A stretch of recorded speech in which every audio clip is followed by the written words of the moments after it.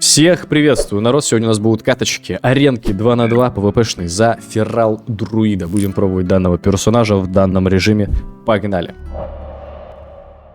Итак, понеслась. Значит, против Паладиныча Холика и Анхоли ДК играем. Холи-Анхоли, ага. Значит, смотрите, тут я немного стрейфанулся за колонну специально, чтобы в меня Анхоли ДК гриб не нажал.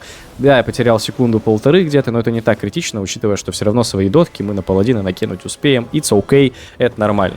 В любом случае, ваша задача какая? Закинуть дотки на одного, закинуть дотки на второго, и потом пожинать плоды своей проделанной работы, скажем так. Не забываем закидывать туда, в наш основной таргет, на котором дотки висят, еще и светлячков, боровичков, будем так их называть. В общем, рой, который повышает эффективность наших негативных вот этих эффектов. Они начинают больнее дамажить по таргету. И, конечно же, когда мы расчехляем пеплошкуру, это просто пиши пропало для противников. Нереально до хрена дэмэджа, поскольку мы можем спокойно спамить укусами нашими. А еще тирсет наш разгон. Ну, посмотри, что с ДК происходит. Я просто забайтил Паладина на то, чтобы он вышел за колонну и потратил свой боб, засейвил своего тиммейта. И, соответственно, я снова на него напрыгиваю и снова начинаю его жрать. Конечно, кот это хорошо, кот это забавно. Адаптивный рой, я вспомнил, как называется способность, которая светлячки. Прям, чтобы вот точно, конкретно вам сказать, как она называется. Ну и вот, у нас сейчас тирсет, который мы можем PvP-шно себе скрафтить, усиливает наши куси. Соответственно, проспамочка, и когда вам прокает кусь, вы этот эффект тратите, и у вас еще дополнительно, по-моему, лям дэмэджа вылетает в противника в основного, которого вы, соответственно, разрядили усиленный кусь, который не зависит от комбо-поинтов, который при любом количестве комбо-поинтов наносит максимальный дэмэдж, как будто бы их максимум. Вот такая вот суета. Паладин уже потратил тринкет. Сейчас мы его забайтили на прожатие бабла. Видели в моменте, что я нажал расовую активку Найт Эльфа, чтобы выйти в инвиз, и еще раз через глубокую рану его застанет. Тем самым я продлил свой стан. Сначала ему лапой дал, по лицу застанил, потом продлил глубокая рана из инвиза. Плюс она критом накидывается, усиленная такая дотка туда-сюда. Все, забайтили его на бабл. Теперь у него вообще ни хрена уже нет, надо просто... Посмотри, какой дэмэдж огромный с укусов под проками. Это просто ошалеть. Это просто ошалеть. Кстати, у моего паладина тоже какие-то были проблемы в моменте, но он справился, и мы побеждаем. Вот такая первая каточка. Ну а весь дополнительный контент, что я записываю, вы можете найти на моем бусте. Здесь у меня и для 3.3.5 аддона контент имеется, и для актуала. Полный гайд по настройкам моего PvP-шного интерфейса и PvP аддонов присутствует. Также имеются гайды на другие классы. Поэтому, если планируете поддержать канал копеечкой и вас интересует дополнительный контент, первая ссылка в описании. Приглашаю на свой бусти. Но на этом рекламку заканчиваю. Погнали смотреть видос. Вторая котеечка, посмотрим, что у нас здесь. ДХ истребление в противника. Сейчас тир-1 милишник, если не тир-1 вообще дамагер. В принципе, ну, тир-1 милишник точно. Самый такой мощный, очень много урона. Делать особо ничего не надо. Ткач туманов. Монах. Приятный хил.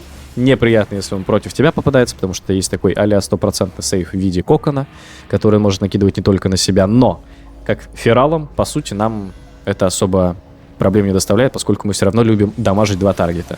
И свичный таргет в моменте, когда кокон потрачен, не составляет проблем. Почему я здесь убегал? Потому что ДХ потратил ускользание, и я просто отошел, потому что не было смысла с ними сражаться. У меня паладин решил остаться, ему тоже следовало бы, на самом деле, в моменте просто подвыйти, не получать так много урона в лицо, но он решил не убегать. Ну, окей, это не мои проблемы. И как только ускользание закончилось, я сразу же клацаю пеплошкуру, вот этот свой burst, и пошел бить лицо ДХшнику, посмотри, сколько ему больно.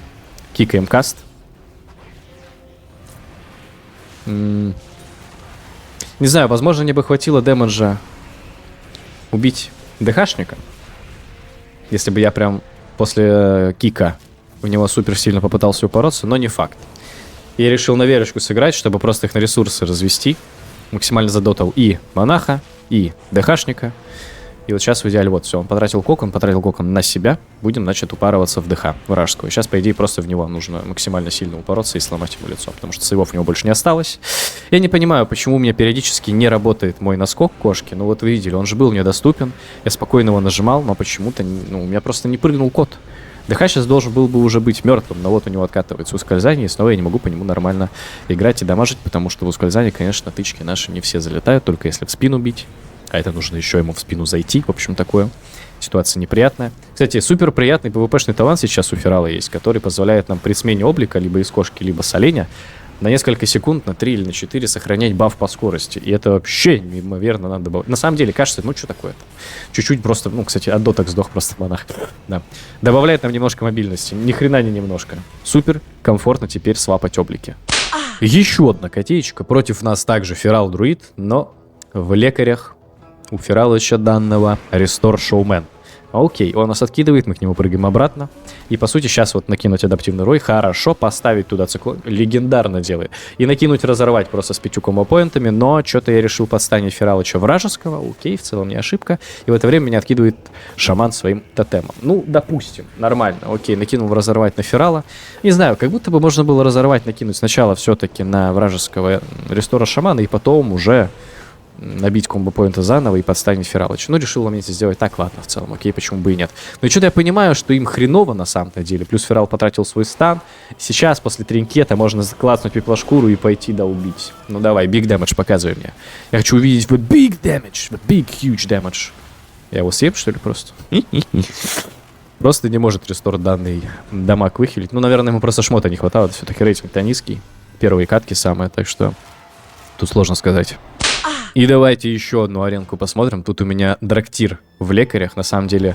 Они сейчас как дамагеры какие-то просто дисбалансные, я что-то не понимаю. Их невозможно остановить, они летают по всей карте, там у них миллион обилок с их полетом связанных. Вы не можете их не застанить, там, пока у них баф висит на них. Я не знаю, короче, драктиры в дамагерах, там как они называются? Разрушители? Не знаю. Какие-то супер перебафанные, нереально мощные. У них там еще и бурстовой урон присутствует солидный.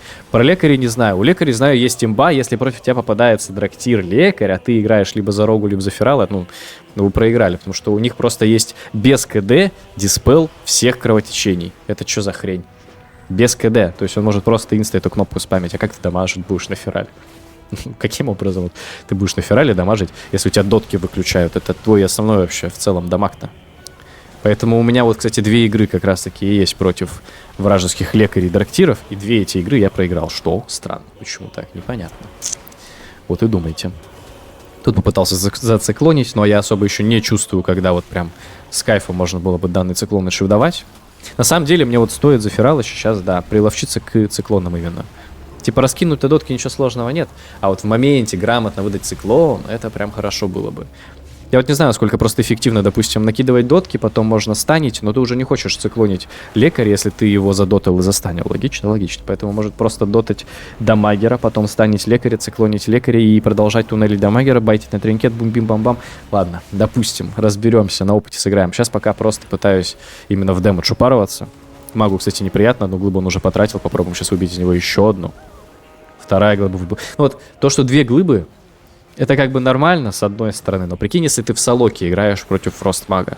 В Солоке-то 2 глыбы, это супер до хрена времени дает, это просто невозможно пробить, на самом-то деле. У тебя 1000 раз твой тиммейт сдохнет, пока ты эти 2 глыбы будешь убивать, так ему потом еще и 3-й раз, по сути. То есть ты должен мага убить 3 раза, если ты хочешь его в Солоке убить, ну и в 2х2 тоже. Просто в двойке это еще нормально. Или в тройке примейдом, когда ты играешь со своими там пацанчиками по дискорду, тудим-тудим, тоже нормально. А с рандомами это может быть реально тяжко.